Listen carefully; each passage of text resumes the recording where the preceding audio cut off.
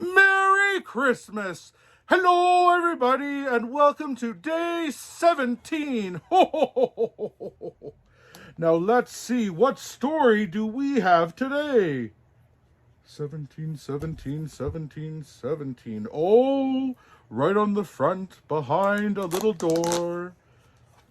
And today's story is the story of Pinocchio.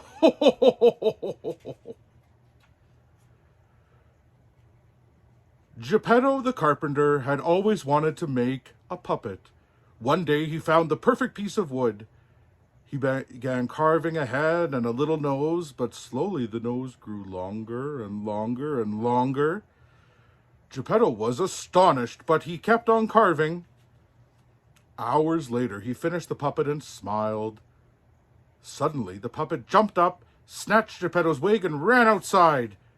"Come back here, puppet!" Geppetto cried. "I'm not a puppet," shouted the puppet. "My name is Pinocchio, and I'm a real boy." Pinocchio kept running and met a policeman. "What's going on?" asked the policeman. He saw Geppetto waving a chisel. "Stop there, old man," he said. "You look dangerous." Tee hee, giggled Pinocchio. He skipped back home and snuggled in an armchair by the fire. Bzzz. "Foolish puppet," buzzed a cricket. "Hey," shouted Pinocchio. "I'm not a puppet. I'm a real boy." "Oh, no, you're not," said the cricket. "You're a naughty puppet. Only good puppets become real boys." Pinocchio was lost in thought until Geppetto arrived home with some supper. "Dad," said Pinocchio, "I want to be a real boy." Geppetto smiled. "Well, let's start by sending you to school. Be good, Pinocchio."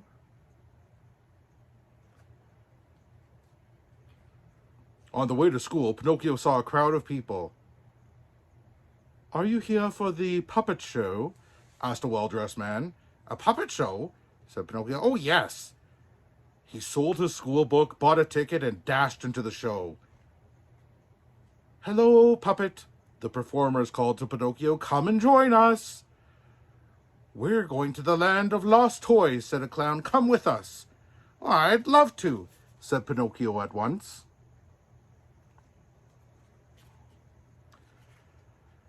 The land of lost toys was one big fun fair. "Yippee!" squealed Pinocchio.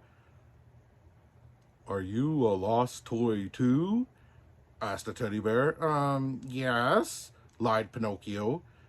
His wooden nose began to itch. "I have no family," said the teddy bear. "Nor do I," lied Pinocchio, and his itchy nose began to grow. It grew longer and longer.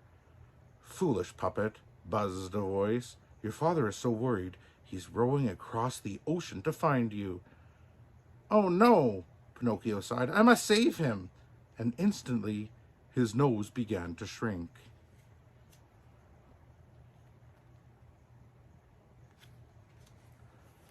"I'll help," cooed a pigeon. Pinocchio jumped on her back and they soared to the coast. "Pinocchio, Pinocchio, where are you?" "There he is!" cried Pinocchio. As the puppet watched, a huge wave rose up and swallowed Geppetto's boat. "I'll save you, Dad!" cried Pinocchio, and he dived into the chilly water. Pinocchio swam and swam, but there was no sign of Geppetto. Then he felt a rush of water, and everything went dark. "Where am I?"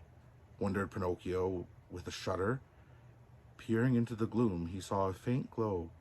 He followed it down a squelchy tunnel and stopped in surprise. An old man was sitting at a desk. "Dad?" whispered Pinocchio. "Pinocchio!" I'm so sorry I was so naughty," said Pinocchio, "but don't worry, I'll get us out of here." Pinocchio led Geppetto back along the dark, squelchy tunnel to the mouth of a cave. "Jump!" cried Pinocchio. I'll tow you to the shore.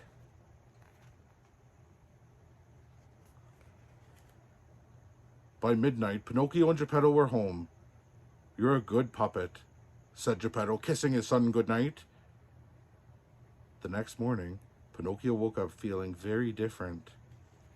Dad, I'm a real boy at last.